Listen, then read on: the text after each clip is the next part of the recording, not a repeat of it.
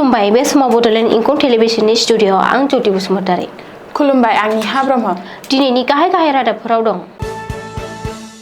गिबि मन्थ्रिनि हुमखि जुबिन खेत्रनि थाखाय आयेन बानायनाय जादों, बेखौ सिफायोब्ला खैफोद जागोन। देरगावआव नकल आयुर्वेदिक डक्टर हमदों। आर्मि पुलिस अपारेशन खालामना आलफा उदांनि नेटवर्कखौ सिलिंखार खालामदों। मिजोरामाव लामा जाब्रबथायजों सासे ट्राक ड्राइभारनि जिउ खहा। राम मन्दिरखौ लानानै दान्थे बिदान्थे सोमजिहोनो नाजानाय उकिलखौ 6 लाख रांनि जुरिमाना फोनांदों। बडलेण्ड मुलुगसोलोंसालिनि बिसायख'थियाव टीम इउनिटिआ देरहानो हादों। दानिया फैदो आबुं रादाबाव।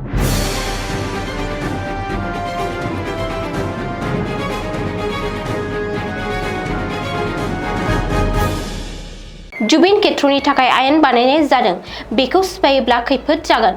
बे हुमखिखौ होदों गिबि मन्थ्रि डक्टर हिमन्त बिश्व शर्माया। मख'नो गोनांदि सनापुरनि जुबिन खेत्रनि थाखाय एसअपि फोसावनानै दावबायारिफोरनि हाबनाय ओंखारनायनि सम थि खालामना होनाय जादों। बेखौ लानानै रायजो नाङैनो गोख्रों बिजाथाइ सोमजिनायनि उनावबो गिबि मन्थ्रि डक्टर हिमन्त बिश्व शर्माया सोरखारनि थांखि आरो एसअपि फोसावनायखौ लानानै सिगांनि थाथायावनो दं। एसअपिनि सायाव रोखा खालामना गिबि मन्थ्रिया बुङोदि सिगाङाव जुबिन खेत्रखौ फुंनि 6 रिंगानिफ्राय हरनि 10 रिंगासिम खुला लाखिनो फोसावदोंमोनब्लाबो बिजाथाइ सोमजिनायफोरखौ नायनानै हरनि 11 रिंगासिम बारायनानै होनाय जादों। बेनि उनावनो बे हेंथा दोलोजों लोगोसे माखासे सुबुंफोरा अजद होदों। बबेखानि जुबिन खेत्रआ नेमखान्थिखौ रायजोफोरनि थाखाय बाहायनाय जादों। बे आयेनखौ सिफायग्राफोरनि सायाव गोख्रों राहा लानाय जागोन होन्नानैबो गिबि मन्थ्रि डक्टर हिमन्त बिश्व शर्माया गोख्रों हुमखि होदों। आरोबाव सासे नकल डाक्टार हमजादों। बे खेबाव देरगावआव सासे नकल डाक्टार हमदों। सुलुङाव फोरमायथिनाय बादिब्ला देरगावआव 57 बोसोर बैसोनि रनजित चन्द्र सेन मुंनि नकल आयुर्वेदिक डाक्टारखौ हमनो हायो। देरगावनि कमल द्वारा कलेजनि साखाथिनिफ्राय हमनाय जादों रनजित चन्द्र सेन मुंनि नकल आयुर्वेदिक डक्टरखौ। मख'नो गोनांदि रनजित चन्द्र सेनआ इस्ट कार्बि आंलं जिल्लानि पुराना बरपेटानि थागिरि आरो बियो 2023 मायथाइनिफ्रायनो हाजरिका आयुर्वेदिक फसंथानाव सासे डाक्टार महरै खामानि मावगासिनो दंमोन।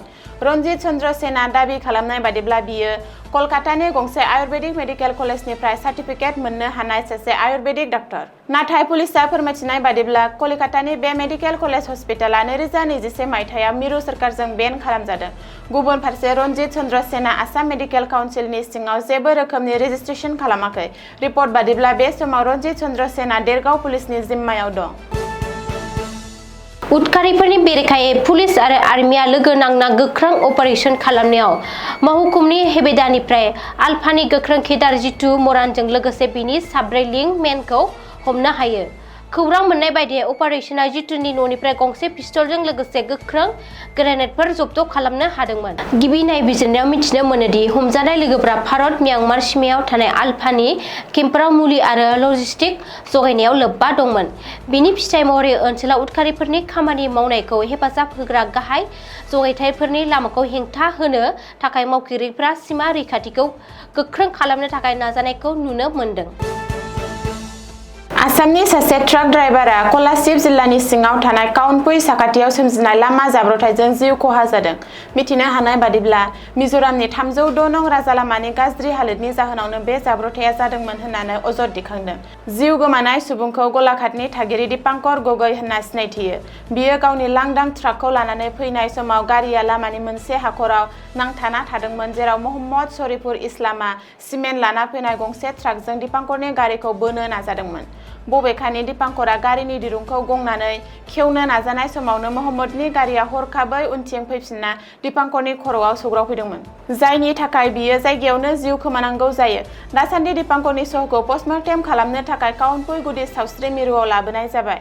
बेनि उनाव काउन्टपुइ इउनिटनि जंग मिज एस'सिएशननि सोद्रोमाफोरा गोथै सहखौ गावनि जोनोम सोहोराव दैथायहरफिननायाव हेफाजाब होयो। बे दुखुनांथाव थासारिया 306 राजालामानि गाज्रि थासारिखौ गोबाव समनिफ्रायनो नेवसिजाना थानायाव रायजोफोरा खुंथायनि फारसे रागा जोंखांदों। बेनि अनगायैबो गोबां दाननिफ्रायनो ट्राक सालायगिरिफोरा national highway and infrastructure development corporation limited आरो मिजोराम सरकारखौ गोबां अजद होसेयावबो आरो बे बोसोराव गोरान सम बारायनायनि उनावबो राजालामाखौ सामलायनो हायैनि थाखाय गोबां नेवसिनायनि अजद होबोगासिनो थादों। राम मन्दिरखौ लानानै जौसिन बिजिरसालिया राय होनायखौ नेवसिनानै खैफोदाव गोग्लैदों सासे उकिला। मख'नो गोनांदि 2019 मायथाइयाव जौसिन बिजिरसालिया राम मन्दिरनि सायाव होनाय रायखौ बोखांनानै लाफिननो आर'जलाइ होदोंमोन दिल्लीनि उकिल महम्मद प्रसादआ। बे आर'जलाइनि उनाव बिजिरसालिया उकिल महम्मद प्रसादखौ बेसेन गैयै थगायनाय आरो आयेनारि खान्थिखौ गाज्रियै बाहायनायनि अजद होनानै 6 लाख रांनि जुरिमाना फोनांनाय जादों। दिल्लीनि पाटियाला हाउस कर्टआ बे रायखौ होदों आरो जुरिमाना फोनांदों। जिल्ला बिजिरगिरि धर्मेन्द्र राणेआ गावनि बिथोनाव बुङो दि महम्मद प्रसादआ होनाय आर'जलाइयाव खारथिनि आंखालल' गैया, न्यायारि खान्थिनि फोथायजाथावथिनि सायाव सोंथि दैखांनाय जादों। बिजिरसालिया बुङो दि आर'जगिरिया आयरतानि रायखौ आबुङै फरायाखै, नङाब्ला बेबायदि गोनो गोथो सोमजिनाय नङामोन। बड'लेण्ड मुलुगसोलोंसालिनि फरायसा खौसेथि आफाद एबा बड'लेण्ड इउनिभार्सिटि स्टुडेन्टस इउनियननि बिसायख'थिया गाहामैनो जोबनानै थांबाय। बड'लेण्ड मुलुगसोलोंसालिनि बे बिसायख'थियाव एबसुजों दैदेनजानाय टीम इउनिटिआ देरहानो हायो। मिथिनो हानाय बादिब्ला टीम इउनिटिआ गाहाय नेहाथारिखौ लानानै मोन 8 गाहाय मासियाव देरहानो हायो।